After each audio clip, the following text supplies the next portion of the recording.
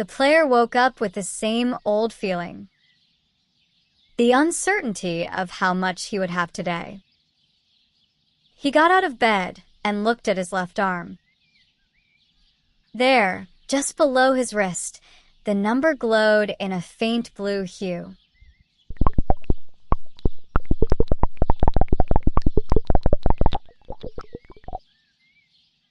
It wasn't a bad number. He wasn't euphoric, but he wasn't on the verge of emptiness either. Enough to get through the day without feeling miserable, but not so much that he was effortlessly productive.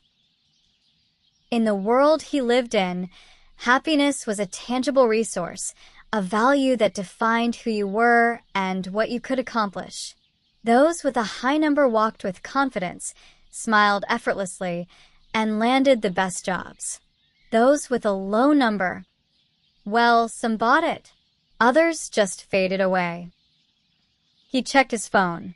He didn't have time or energy to socialize, but he did have time for his usual routine.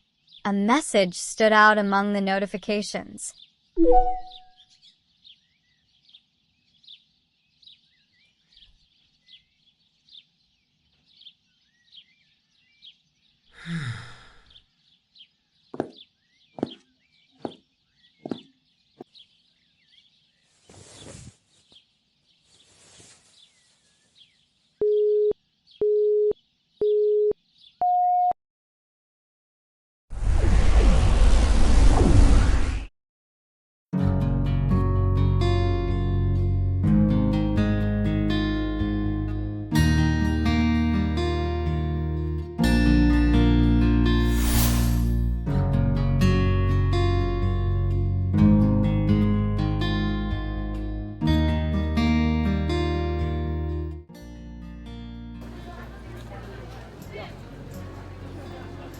Player!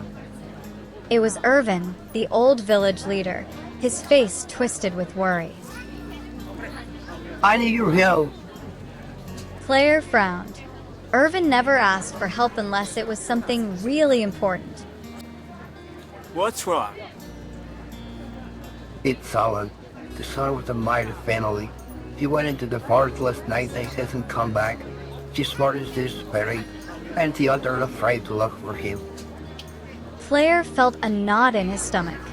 The forest east of Nethrya wasn't just a simple set of trees. It was deep, dark, and treacherous. I'm going for him. Irvin let out a sigh of relief. Be careful, son. We don't know what it might mean to. Player nodded and started running. As he did, he felt a slight tickle on his arm. He looked at his number.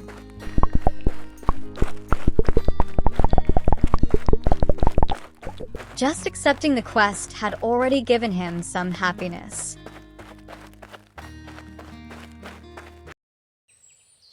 The forest east of Nethrya stretched like a dark stain on the horizon.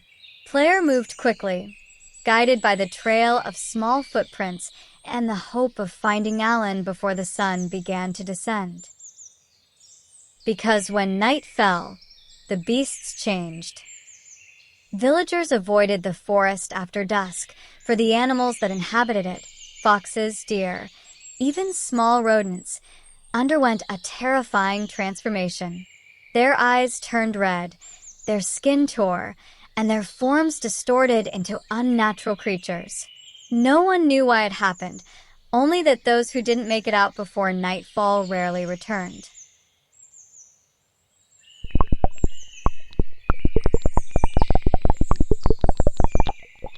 Player clenched his fists.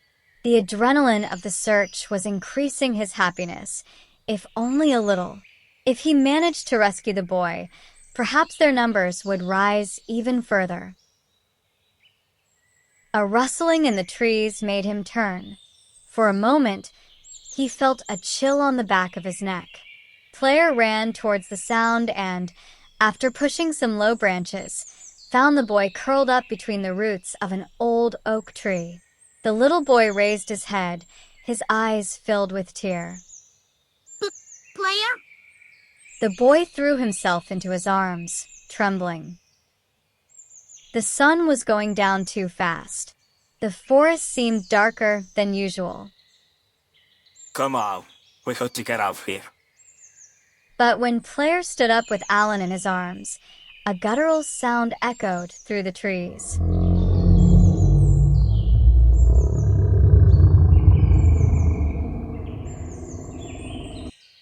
A sound that did not belong to any ordinary animal. The sun touched the horizon, and the forest woke up. A chill ran down Player's spine as the forest seemed to exhale. Shadows lengthened, and with them, the world changed. The trees creaked as if breathing, their twisted trunks seeming to bend towards them. Player felt the tension in the air, an invisible weight making it harder to move. Alan clutched at his shirt, shivering. We can't stay here?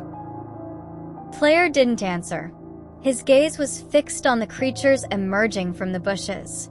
Its body was swollen, its skin torn in several places, revealing dark, throbbing muscles. Its eyes, completely red, flashed with a sickly gleam. Leaf fragments hung from its mouth, and something else. Monsters. And worse, they are the kind that alarm others. Player gulped. He knew what he had to do. Run.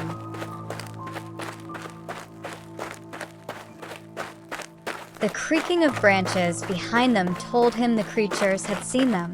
Run. Don't think. Just run. The forest was a maze in the dark, every tree the same as the last, every shadow lurking. Player could barely see, but he trusted his memory. He had to go west toward Nethrya. When Player emerged from the forest with Alan at his side, the village was already in turmoil. Several torches lit up the central square, and a group of villagers murmured with tense faces. But when they saw Player and the boy, the tension turned to relief. Alan, his mother, Mrs. Myers, ran over and hugged him so tightly she nearly lifted him off the ground. Tears ran down her face. Alan sobbed, hiding his face in his mother's shoulder. You done something amazing, boy. Not many have been in the forest at night, let alone return. The villagers began to talk amongst themselves. Player felt the gazes on him. Admiration, gratitude, and then...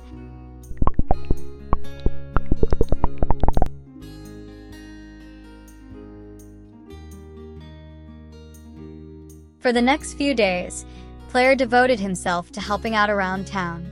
First, he repaired the roof of the baker's shop after a heavy rain. Next, he helped an old man carry sacks of flour to the mill. He settled a dispute between two neighbors over ownership of a piece of land. He fixed the irrigation system for the fields. Every chore, every favor, every smile of gratitude all made his number go up and up.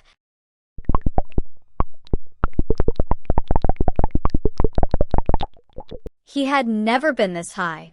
His body was vibrating with energy. His mind was clear. He could almost feel the warmth of his own happiness coursing through his veins. But he didn't stay to enjoy it.